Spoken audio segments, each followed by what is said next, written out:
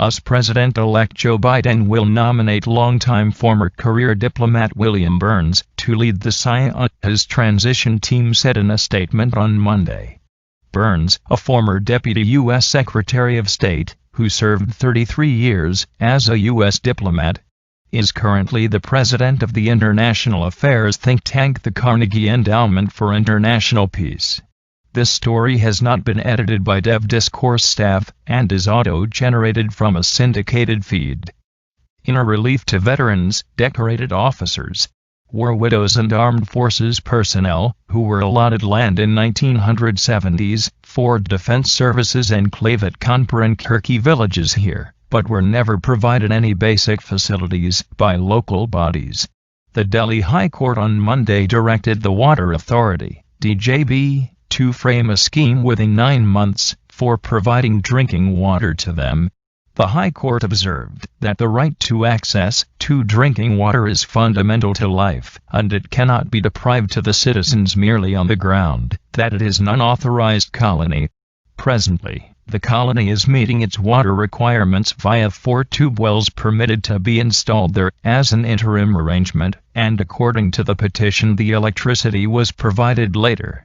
The High Court asked the Secretary, Ministry of Defense, to constitute a committee, which may include representatives of Urban Development Ministry and Delhi Chief Secretary, to take a decision within 4 months with regard to regularizing the Defense Services enclave as was directed by the court earlier in another petition related to unauthorized constructions in Sainik Farms area of South Delhi. The order was issued by Justice Jayant Nath on the plea by 54 persons who have been residing at the enclave for the last 50 years and were denied basic amenities like water and sewage connections as it was an unauthorized colony. The High Court observed that the petitioners were all retired defense personnel who have devoted the most productive period of their lives defending the nation's borders and performing other dangerous and difficult tasks normally performed by defense service officers. It said that right to access to drinking water is fundamental to life, and there is a duty of the state under Article 21 of the Constitution to provide clean drinking water to its citizens, and noted that the Delhi Jal Board, DJB, was supplying drinking water to various other unauthorized colonies. It is a settled position of law that an individual has a right to access to drinking water in quantum and quality equal to his basic needs. Further, the petitioners, in my opinion, cannot be deprived of a right to access to drinking water merely on the ground that it is an unauthorized colony. The petitioners have been residing in the said area for the last 50 years and cannot continuously be deprived of this right to access to drinking and potable water.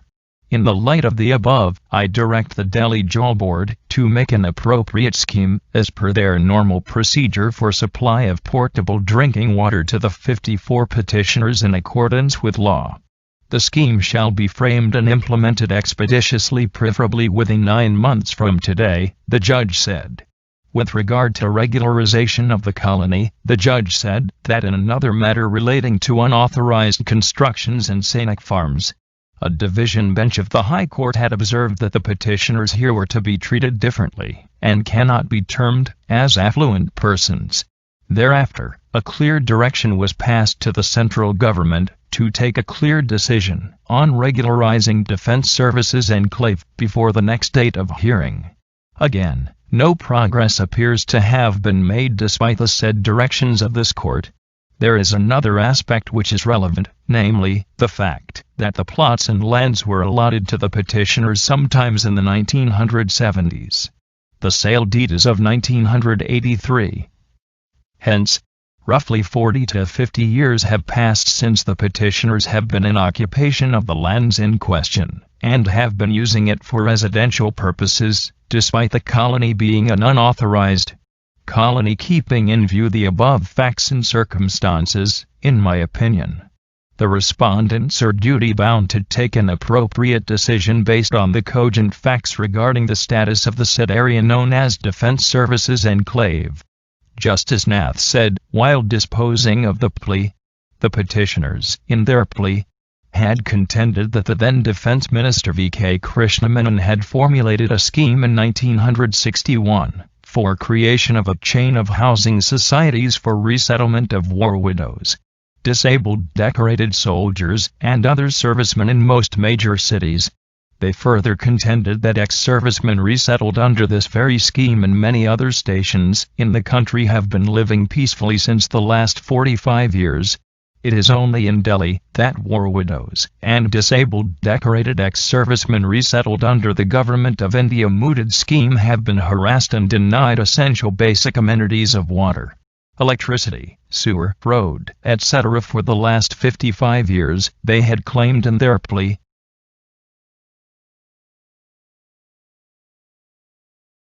President-elect Joe Biden on Monday will nominate William Burns as director of the Central Intelligence Agency, CNN has learned, tapping a respected veteran American diplomat who has served in posts around the world from the Reagan to the Obama administrations. The American people will sleep soundly with him as our next CIA director, Biden said in a statement. If confirmed, Burns would become the first leader in the CIA's history whose lifelong experience comes from the State Department.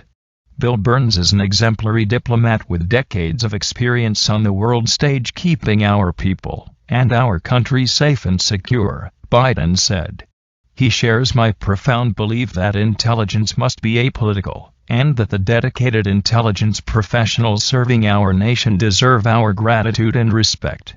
Biden was drawn to Burns because of his diplomatic experience and his perceived ability to restore credibility to the intelligence agency in the post-Trump era, people familiar with the matter said. Along with his expertise on Russia, his selection would bypass other contenders with more formal experience in the intelligence field. Burns, who is known as Bill, is president of the Carnegie Endowment for International Peace, a respected international affairs think tank in Washington. He served as Deputy Secretary of State in the Obama administration, after working for more than 3 decades in positions across the Foreign Service, which he joined in 1982. He also served under 5 American presidents, both Democrats and Republicans, and 10 Secretaries of State in a variety of posts, including as ambassador to Jordan in the Clinton administration, and to Russia under George W. Bush. Burns has talked extensively about the damage he believes the Trump administration has inflicted on the United States foreign policy. He warned of the dangerous consequences of President Donald Trump not accepting election defeat in a prescient essay last August in The Atlantic. If he loses, I doubt that he will suddenly embrace the traditional bipartisan commitment to effective transitions. At best, he'll be consumed by efforts to rationalize his defeat and paint the election as rigged. At worst, he'll seek to contest or undermine the result, Burns wrote. Like so many other features of the Trump era, the transition would bear little resemblance to any before, or any of the many I served through as a career diplomat. The costs of confusion, mixed signals, and bureaucratic turmoil could be very high,